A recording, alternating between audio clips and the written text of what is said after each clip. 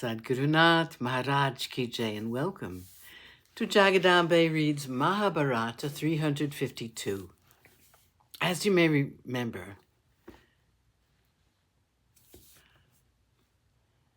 Duryodhana went to his grandfather's tent and asked him, "Why is it when I have such great soldiers on my side that I'm not winning?"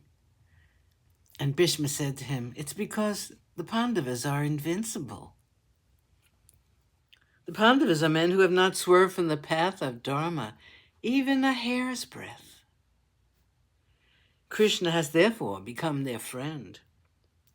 He has taken upon himself the task of saving the Pandavas, and with his help they are destroying evil in the world.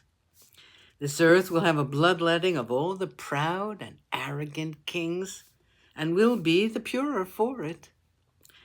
The Pandavas are invincible.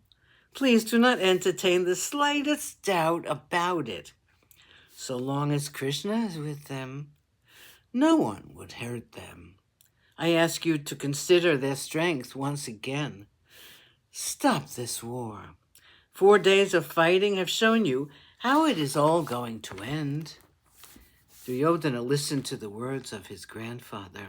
He got up and walked away quietly to his tent with his head downcast. Bhishma sat for a long time. He was feeling sorry for this grandson of his, but he knew that Duryodhana would win or die. He was the last person to think of any compromise, especially in the middle of the fight.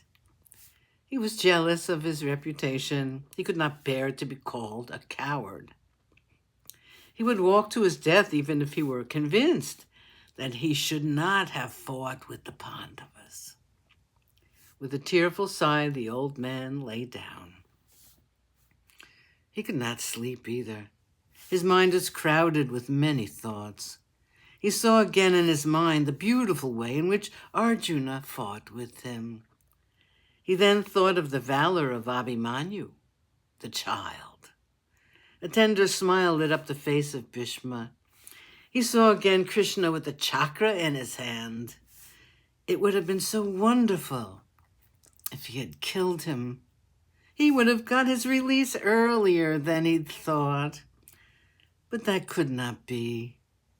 His mother Satyavati had told him that he had no right to die until the Kuru house had been established firmly on the ancient throne of the Pauravas. That meant that he had to live and see the death of everyone.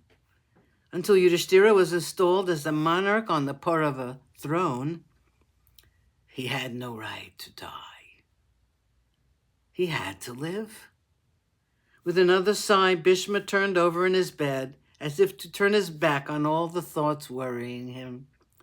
He decided to do his best to hasten the end of the world. Everyone had to die. He had to watch the death of everyone. The thoughts of Ganga came to his mind. He felt a child again.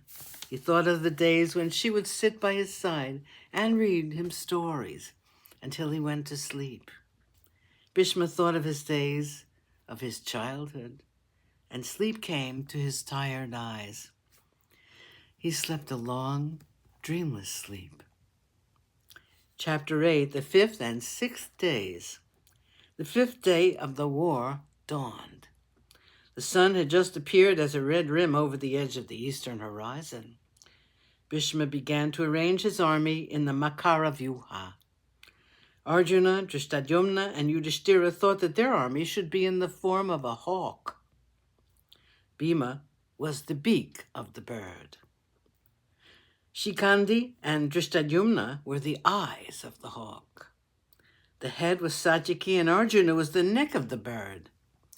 The left wing was formed by Drupada and Virata, and the right was formed by the Kekaya brothers. The back of the bird was formed by Abhimanyu and the sons of Draupadi. The tail was the eldest Pandava Yudhishthira, accompanied by Nakula and Sahadev. Bhima entered the great tortoise-shaped army of the Kauravas. Sadgurunath Maharaj Ki Jai.